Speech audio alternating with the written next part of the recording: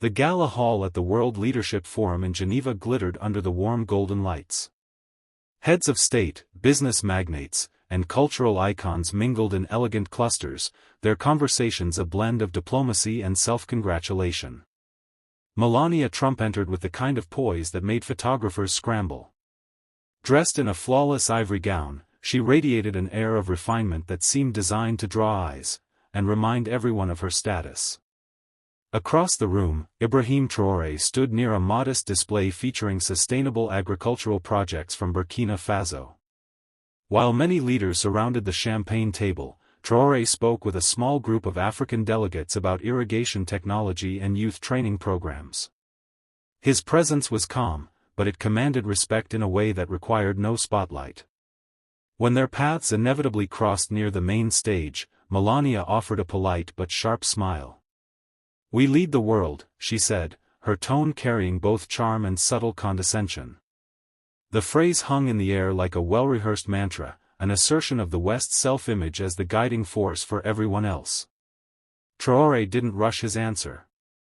He looked directly into her eyes, his posture relaxed yet immovable. "Then why are you following us now?" he replied. The words were simple, but they cut through the layered politeness of the evening. Nearby conversation stalled. Glasses stopped mid-air. Heads turned. Melania's smile froze, the edges tightening ever so slightly. For a moment, the hall seemed suspended between the comfort of old hierarchies and the shock of a challenge too direct to ignore. Cameras clicked, catching the tension in high resolution. This wasn't just a passing remark. It was the opening volley of a conversation that would test both poise and principle, one that everyone in that hall would remember long after the music stopped. A murmur rippled through the crowd like a sudden gust of wind. Delegates exchanged glances, some amused, others startled, and a few visibly uncomfortable. In a place where polite platitudes were the currency of conversation, Traoré's response was a rare and unvarnished truth. Melania, recovering her composure, let out a small laugh, light on the surface, but tight underneath. "We've always guided nations toward progress," she said, her voice still smooth but now carrying an edge. "Our presence ensures stability. Without it, many would lose their way." Traoré tilted his head slightly, studying her words as though weighing their sincerity. "Stability," he repeated, his tone thoughtful. "Or dependency?" He didn't raise his voice, he didn't need to. His question sliced through the ambient noise, forcing those nearby to confront its weight. A cluster of journalists, sensing a story, began drifting closer. Smartphones discreetly emerged from suit pockets and clutches. One European ambassador leaned toward another and whispered, "This is going to be in tomorrow's headlines." Melania gestured gracefully toward the lavish buffet as if to redirect the conversation. "We've invested billions to help the world grow," she said. "That is leadership." Traoré's eyes flicked to the imported delicacies, then back to her. "Leadership," he said slowly, "is when you empower others to stand without leaning on you. Anything else is just control with a prettier name." The words landed heavily, and even the soft strains of the live orchestra seemed to dim. Melania's smile didn't disappear, but it became more of a mask than an expression. She had expected a polite exchange, not an open challenge in front of half the world's press. Somewhere near the back, a seasoned diplomat muttered to his aide, "That man isn't just speaking for Burkina Faso. He's speaking for everyone who's tired of bowing." The moderator, a tall Swiss diplomat with a practiced air of neutrality, noticed the growing tension and tried to diffuse it. "Perhaps we can move the conversation to the stage," he suggested, gesturing toward the panel area where cameras were already trained. Melania accepted with a gracious nod, her public smile restored, while Traoré walked beside her with the same unhurried calm that made him seem untouchable. As they settled into their seats under the bright lights, the audience hushed. The first question came from a journalist from Le Monde. "Madam Trump, President Traoré, how do you define leadership in a world where alliances are shifting?" Melania leaned toward the microphone, her voice smooth and deliberate. "True leadership," she said, is about vision and the ability to inspire others to follow that vision. The United States, and by extension, the West, has set the standard for decades. Her gaze flicked briefly toward Traoré, as though to emphasize that point. When it was his turn, Traoré didn't look at her. He looked straight into the crowd. A standard set by whom? For whose benefit? His tone was not aggressive, but the question carried the weight of centuries. If leadership means imposing one path on all, then perhaps it is not leadership at all, it is dominance. The audience shifted uneasily. Some scribbled notes, others whispered. Melania crossed her legs, the subtle movement betraying a hint of irritation. I think, she replied coolly, that without such guidance, chaos often follows. History has proven this. Traoré finally turned to face her. History has also proven, he said, that the ones declaring themselves leaders are often the authors of the chaos they warn about. The moderator's eyes widened slightly. This was no longer just a diplomatic exchange, it was becoming a public reckoning. The tension on stage had transformed the air in the hall into something electric. Every sentence now felt like a chess move, each glance a calculated signal. The camera zoomed in on Melania's face, her practiced elegance straining under the pressure of Traoré's precision strikes. From the front row, a veteran African Union delegate leaned back in his chair, a faint smile playing at his lips. He had seen Western figures challenge African leaders before, but rarely had he seen an African leader turn the challenge back so cleanly, without raising his voice. Melania clasped her hands together, tilting her head slightly.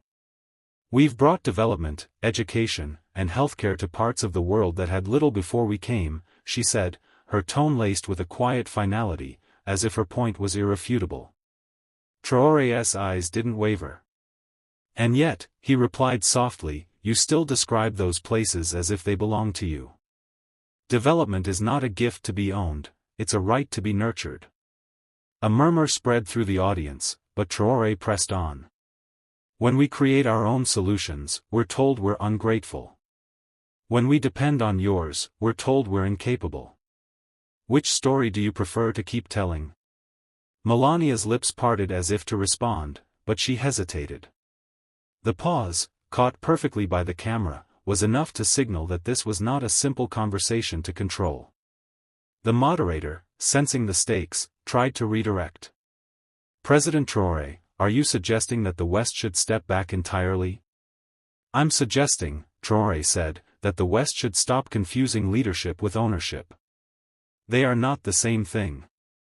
The statement drew quiet applause from pockets of the audience, an unusual breach of decorum at such a formal event. Melania straightened in her chair, reclaiming the confidence that had momentarily slipped. Her smile returned, but it was sharper now, like a blade concealed in silk. President Traoré, she began, the reality is that without the infrastructure and funding from nations like ours, many of your initiatives would not even exist. That is the truth of the modern world. A few in the audience nodded, but Traoré simply rested his hands together, his posture unshaken. And the truth of the modern world, he replied, is that too many nations have been conditioned to believe they cannot stand without someone else holding them up. That conditioning is not charity, it's control. Her eyes narrowed slightly, and she countered, control? No, it's partnership. We invest, you benefit. That's mutual progress. Traoré leaned forward just enough to command the space between them. A partnership, he said, is when both sides can walk away with dignity. Tell me, how many of your so-called partners could truly walk away without being punished? The hall grew still. It was a dangerous question, not just for Melania, but for every leader watching the exchange on screens across the globe. Melania's fingers tapped lightly on her lap, a restrained gesture, but one that betrayed a flicker of irritation.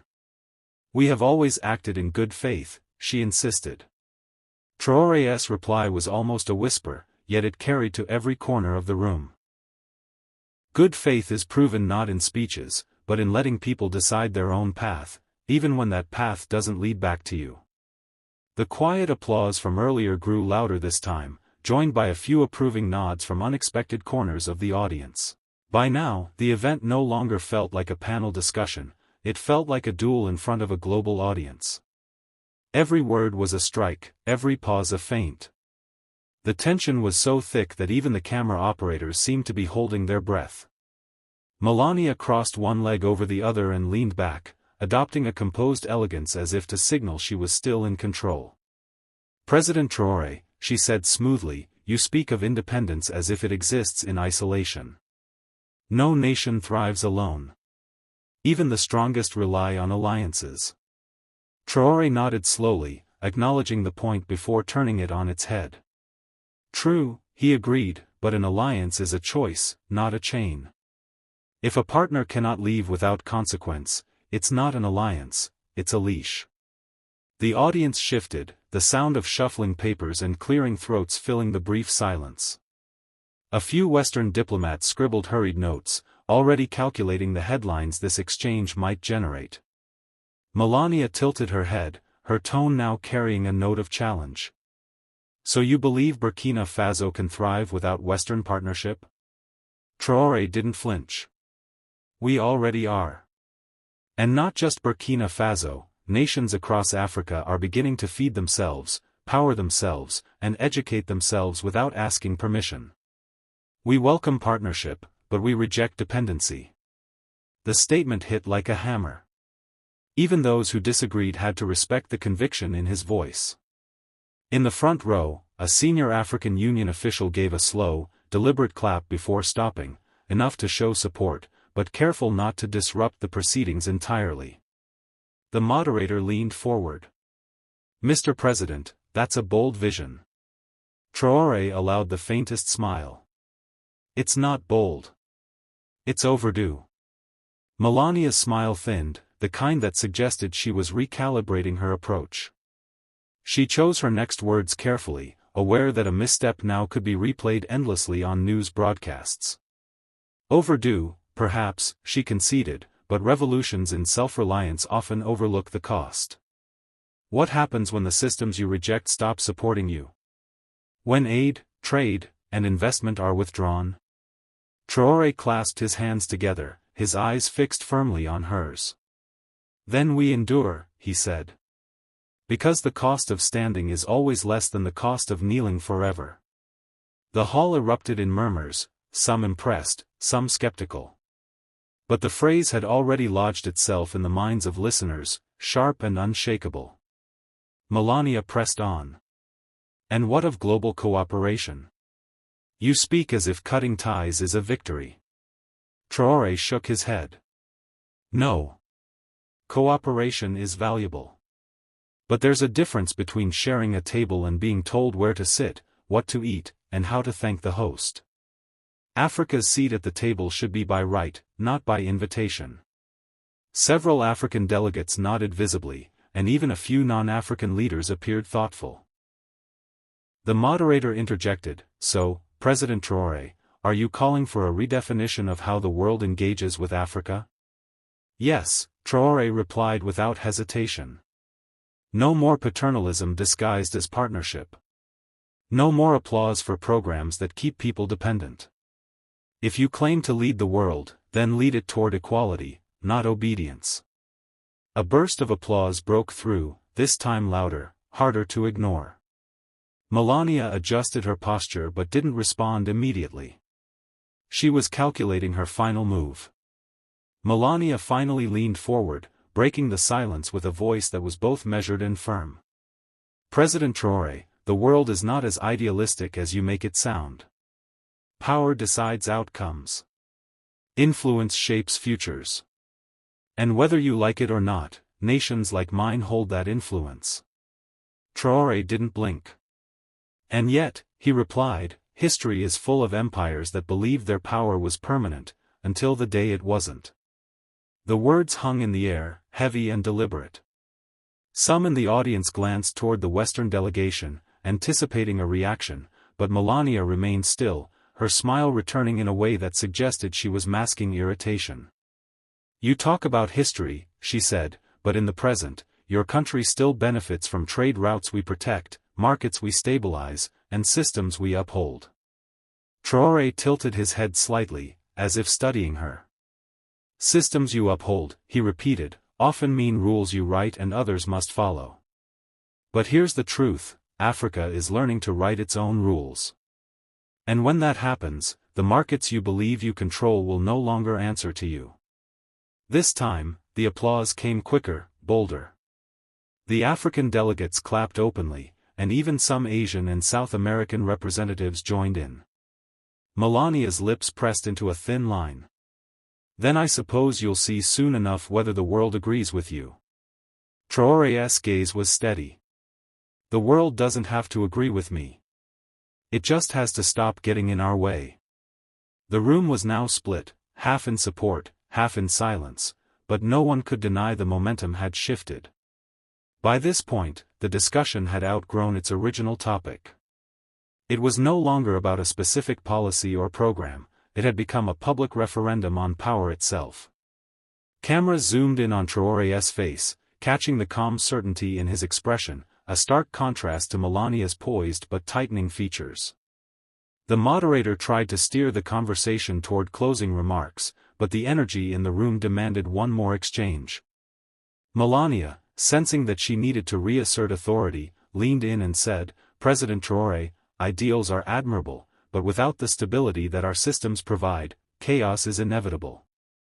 Sometimes leadership means guiding those who don't yet see the dangers ahead."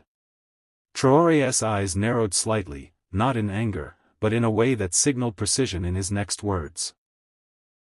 "Sometimes leadership," he said, "means trusting people to see for themselves, and accepting that their path may lead them away from you." The statement sent a ripple through the hall. Even those skeptical of him had to admit the clarity of his conviction. Melania gave a small, knowing smile. "We'll see if the path you choose can withstand the storms of reality." Traoré's response was immediate. "We've lived through storms you couldn't survive a day in." The audience broke into its loudest applause yet, the sound echoing against the high ceilings. Cameras panned to delegates who were openly nodding, some even standing in solidarity. Melania didn't speak again. She simply sat back, her hands folded, allowing the moment to pass, but the exchange had already been decided in the minds of many watching. As the moderator called time, the atmosphere in the room felt heavier than when the session began. This wasn't just another diplomatic exchange, it was a clash of visions, witnessed live by millions. The applause still lingered in the air, a testament to the impact of Traoré's words. Melania rose first, extending a polite but reserved handshake. "Well," she said with a faint smirk, "you certainly know how to make a statement." Traoré accepted the handshake, his expression steady. "It's not about making a statement," he replied. "It's about making a stand." They parted ways on stage, Melania heading toward the Western delegation, Traoré toward a cluster of African and allied leaders who greeted him with warm smiles and firm handshakes. Cameras followed him as he left the stage, capturing the quiet confidence of a man who knew he had shifted the conversation, even if only by inches.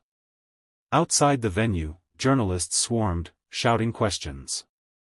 Traoré paused just long enough to speak into a single microphone. "If leadership is about control, then they can keep it. We choose freedom." Within hours, clips of the exchange flooded social media. Hashtags like #WeChooseFreedom and #TraorésMelania trended worldwide. Supporters hailed him as a voice for sovereignty, critics accused him of defiance bordering on arrogance. But to Traoré, the noise didn't matter. What mattered was that people, especially young Africans, had heard him. They had seen him refuse to be diminished, to accept the role others tried to script for him. In the days that followed, speeches, op-eds, and debates dissected every word. Yet the phrase that stuck most was the one Melania had no rebuttal for: "We've lived through storms you couldn't survive a day in." Ladies and gentlemen, tonight's debate was not about two individuals, it was about two visions. One clings to the belief that power is something to be granted from the top down. The other, my vision, believes that true power is built from the ground up, by the people, for the people. We were told that the world has leaders, and that we must follow them. But I say this, no nation should live in the shadow of another's ambition. No people should measure their worth by how well they obey.